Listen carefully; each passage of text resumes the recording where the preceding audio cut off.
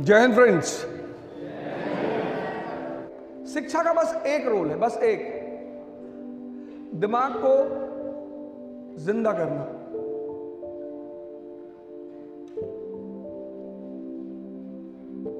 बाकी कोई रोल ही नहीं है। शिक्षा का काम है दिमाग को जिंदा करना। आप कहेंगे कि बेहोश दिमाग कैसा होता है और जिंदा दिमाग कैसा होता है। एक शराबी रात में अपने घर वापस आ रहा था, तो चिकन की दुकान पे गया। चिकन की दुकान पे उसने चिकन वाले से कहा कि एक चिकन दे दो। उसने कहा खत्म हो गए सारे, एक कच्चा बचा हुआ है। हाँ, उसने कहा कच्चा ही दे दो। फिर उसने चिकन लेके वहां से अपने घर की तरफ चलना शुरू किया। सुन लेना दोनों दिमाग में फर्क।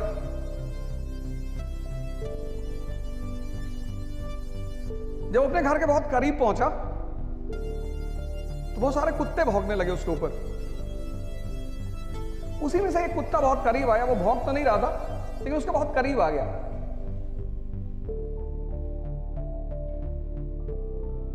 तो उसने उससे पूछा कि चिकन खाओगे, और खोलकर चिकन उसके सामने रख दिया। वो चिकन खाने लगा, वो उसकी पीठ पे हाथ फेरने लगा, और फिर धीरे से आगे बढ़ते हुए अपने घर पहुंचा। घर पहुंचा तो वाइफ ने दरवाजा खोलते ही डांटना शुरू कर दिया कि फिर आज वही टाइम, वही रात।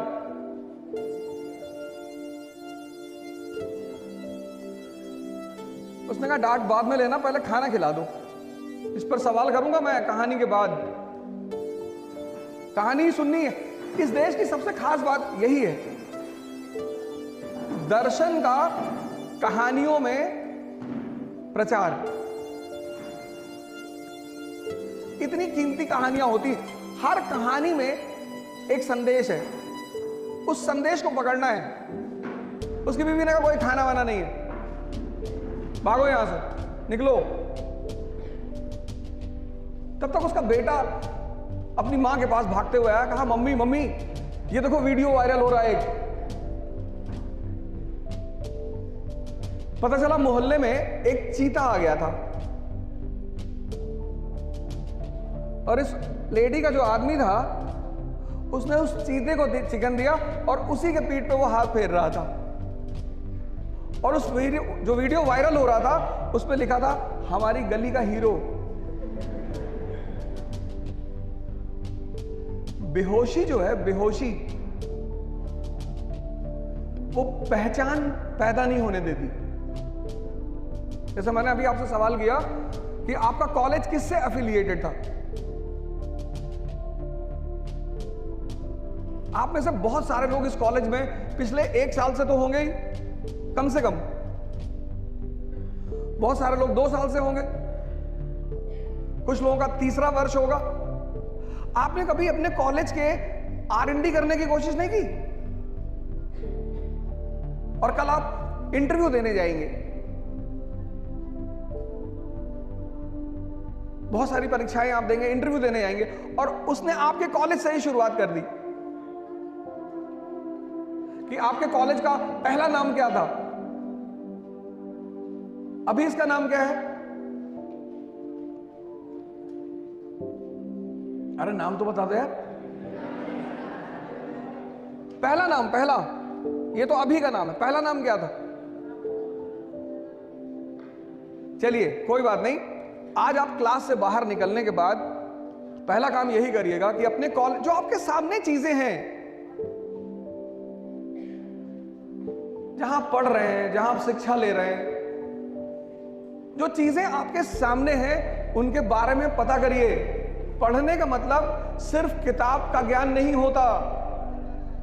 पढ़ने का मतलब सिर्फ किताब का ज्ञान नहीं होता। किताब एक बहुत अच्छा माध्यम है मन को जिंदा करने की। माध्यम। कबीर तो नहीं गए कॉलेज, कबीर नहीं गए स्कूल, लेकिन दिमाग जिंदा है। चक्की देख ली चलते हुए, उसी में दोहा बना दिया। चलती चक्की देख के दिया कबीरा रोए, और दो पाटन के बीच में साबुत बचा न कोई। द्वंद।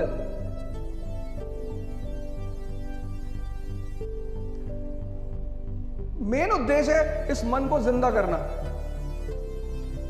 सिद्धार्थ आज कितना बड़ा नाम है, बुद्ध। पश्चिम के विचारकों ने लाइट ऑफ एशिया कहा।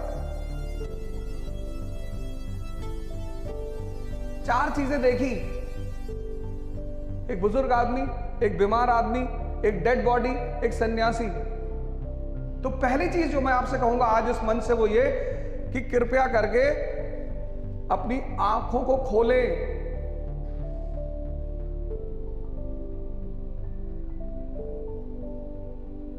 कंपटीशन बढ़ गया है, ज्यादा बड़ा हो गया है। कितने सारे लोग हैं जो तैयारी कर रहे हैं, और कुछ लोग तो 5-5 साल 10-10 साल तैयारी करते हैं। इलाहाबाद में मैं सेमिनार ले रहा था, एक साहब बैठे हुए थे सेमिनार में, तो मुझे लगा किसी लड़के के गार्जियन है, पेरेंट्स है। तो सेमिनार खत्म हो, मेरे सामने आया, मैंने कहा भाई साहब नमस्कार। बोले नमस्कार सर, नमस्कार। बोले सर एक बात पूछनी थी। मैंने कहा जी बताएं। बोले एनसीईआरटी पूरी पढ़नी है। मैंने कहा आपका बेटा भी आया है, बच्चा भी आया है? कि नहीं, मेरे अभी यूपीपीसीएस में 2 अटेम्प्ट बचे हैं। पाषाण काल से तैयारी कर रहे हैं।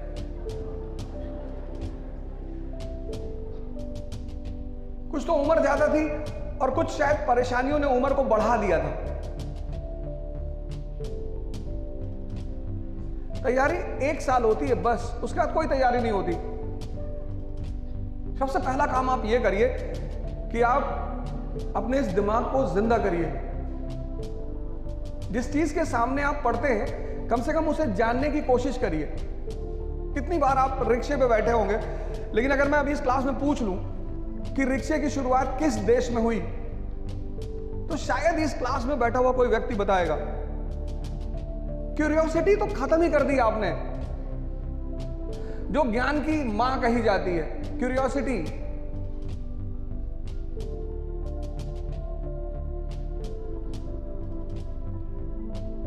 नहीं, इतना शांत होने की भी कोई जरूरत नहीं, ऐसी भी कोई बड़ी बात नहीं है, छोटी छोटी बात। कोई भी देश महान बनेगा अगर उसका युवा महान होगा तो। 1853 में जापान गुलाम हुआ, 1853 में, और 1894 में एशिया का पावर बन गया। पता है क्यों? युवाओं की वजह से और वहां के शिक्षकों की वजह से।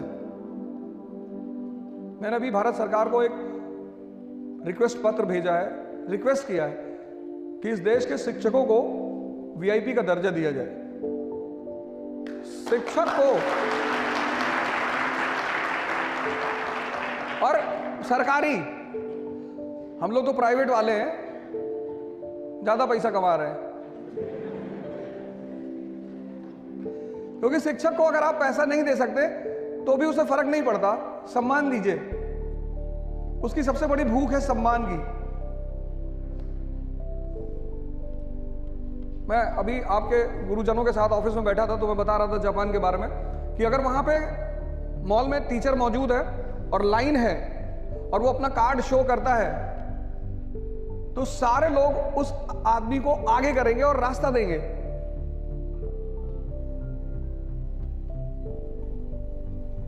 शिक्षक के साथ ये बहुत बड़ी बात है, नहीं तो चाणक्य इतने बड़े साम्राज्य निर्माता कभी नहीं बन पाते। भाई धनानंद तो उनसे पूछा था ना कितना पैसा चाहिए, कितना सोना चाहिए, तो उन्होंने कहा पैसे और सोने की बात नहीं है, सम्मान चाहिए। ये पहली रिक्वेस्ट आज आप जितने लोग इस सेमिनार में मौजूद हैं उन सबसे ये पहला रिक्वेस्ट है कि आप अपने इस आंख को खोलने की कोशिश करें। यूक्रेन और रशिया का वॉर चल रहा है, हो सकता है वो युद्ध बहुत घातक हो जाए। कभी कभी खबरें आती हैं कि रशिया न्यूक्लियर बॉम्ब मार देगा, ये कर देगा। कभी लगता है कि ये युद्ध कहीं तीसरे विश्व युद्ध में ना परिवर्तित हो जाए।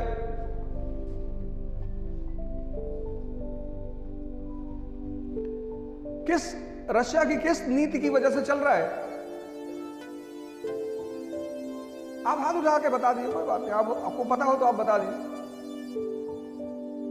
नहीं, मैंने ये पूछा कि रशिया की कौन सी पॉलिसी है जिसकी वजह से ये युद्ध चल रहा है? ऐसी कौन सी नीति है उनकी? 17वीं शताब्दी में बनाई थी उन्होंने, 17th सेंचुरी में, तब से आज तक चल रही है। और उस पॉलिसी के बिना रशिया सरवाइव ही नहीं कर सकता। मतलब रशिया को अगर जिंदा रहना है, जैसे हमारे लिए हिमालय इंपॉर्टेंट है, वो हमारे नेचुरल फ्रंटियर है, अगर हिमालय हमारे हाथ से निकल जाए तो हमारे लिए बहुत बड़ा खतरा पैदा हो जाए। तो ऐसे रशिया की कौन सी पॉलिसी है जिसकी वजह से उसे यूक्रेन से लड़ना ही पड़ रहा है? और वो पॉलिसी आई थी 17th सेंचुरी में। वहीं से रशिया के आधुनिक इतिहास की शुरुआत होती है और ये चीज लगभग हर समाचार पत्र में डिस्कस हुई। तो दूसरा रिक्वेस्ट मेरा आपसे ये है, किसी भी देश में डेमोक्रेसी तभी सफल होती है जब उस देश का 80% नागरिक जिंदा होता है। ना कोई पार्टी बुरी होती है, ना कोई नेता बुरा होता है, होता ही नहीं। और भारत जैसे देश में जहां का राजा कौन? आप। We the people of India solemnly resolve.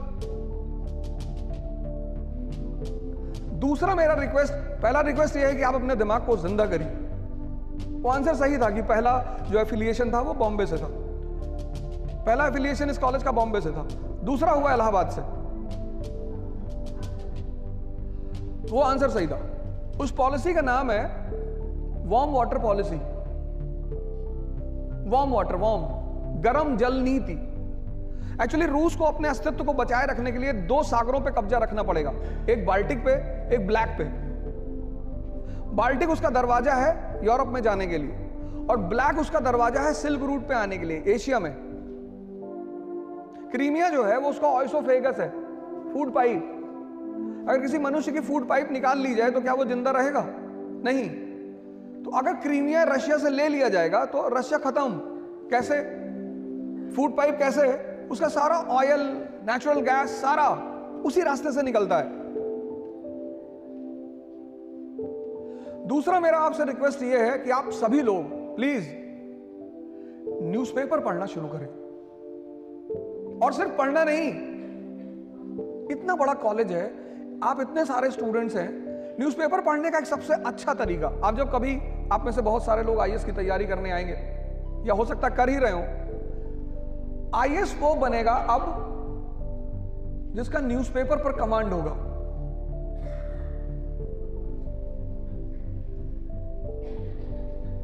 Newspaper मात्र न्यूज़पेपर नहीं होता, वो दर्पण होता है आईआर का। दर्पण, शीशा, आईआर मतलब इंटरनेशनल रिलेशन।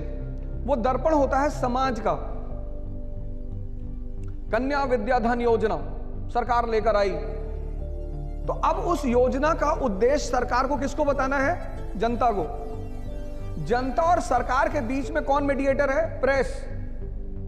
इसीलिए डेमोक्रेसी का जो चौथा स्तंभ है वो है प्रेस।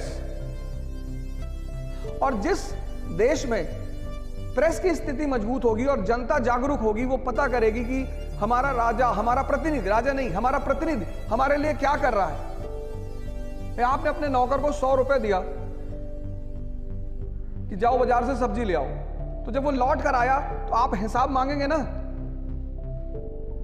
हर साल government of India budget release करती है, आप में से कितने लोग पढ़ते होंगे? बजट मतलब सरकार आपको यह बता, क्योंकि आप राजा हैं तो सरकार आपको यह बताती कि आप पैसा खर्चा कहां कर रहे हो, आपका जो पैसा है, आपका जो टैक्स है वो जा कहां रहा है, किन मदों पे खर्चा हो रहा है। न्यूज़पेपर पढ़ना शुरू करिए। पहले आप तो अपने दिमाग को जिंदा करिए, फाइंड आउट करिए।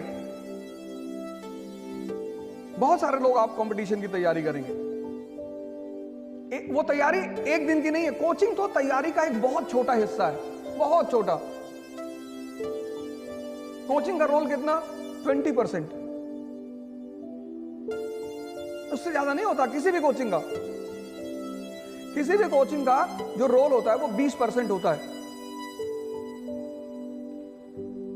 आज तो मतलब ऐसा लग रहा है कि सब कुछ कोचिंग ही कराएगी। इसलिए जो 90% कोचिंग के भरोसे जाते हैं वो बैठे ही रहते हैं। सिर्फ 20% रोल कोचिंग का होता है। वो कौन सा रोल होता है? जब आप किसी परीक्षा में जाते हैं तो उस परीक्षा की एक आवश्यकता है, उसकी एक संरचना है, उसका एक तरीका है। अब भीष्म पितामह से बहुत सारे लोग लड़े, उनको नहीं पता था कि शिखंडी को सामने खड़ा करना है। अगर उनको पता होता तो वो भी हरा देते भीष्म पितामह को। अब रावण से बहुत लोग लड़े, उनको नहीं पता था कि मारना कहां है। अगर एक बच्चे को पता होता कि रावण की जान नाभि में है, डाल के घुमा देता। किसी परीक्षा का एक अप्रोच होता है। आईएएस में प्रीलिम्स क्या है, मेंस क्या है, इंटरव्यू क्या है, कोचिंग आपको इस पैरामीटर पे पढ़ाती है। बस पहला काम ये करती है। दूसरा जो सबसे बड़ा काम करती है, जो उसका सबसे इंपॉर्टेंट काम है, वो है आपको 1 साल डिसिप्लिन में रख के तैयारी कराती है। आपको पता है कि आज क्लास में जाएंगे, आज 3 घंटे में ये चैप्टर पढ़ाया जाएगा। जो सर अभी कह रहे थे कि मैंने अपने किसी वीडियो में कहा कि जो आदमी होमवर्क करेगा, होमवर्क का मतलब कंसोलिडेशन। आज के युवाओं में जो सबसे बड़ी कमी पैदा हो गई है, ज्यादातर उन्होंने मनन करना छोड़ दिया है।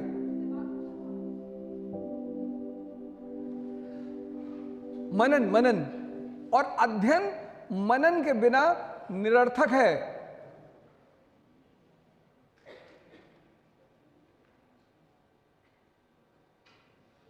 और मनन आपका छीना किसने? कुछ समय तक तो टीवी ने छीना। और ये जो जहर आप हाथ में लिए हो, बड़ा अच्छी कंपनी है एप्पल। एक एप्पल हजरत आदम ने खाया था, तो जन्नत से जमीन पर आ गए थे। एक आप खा रहे हो।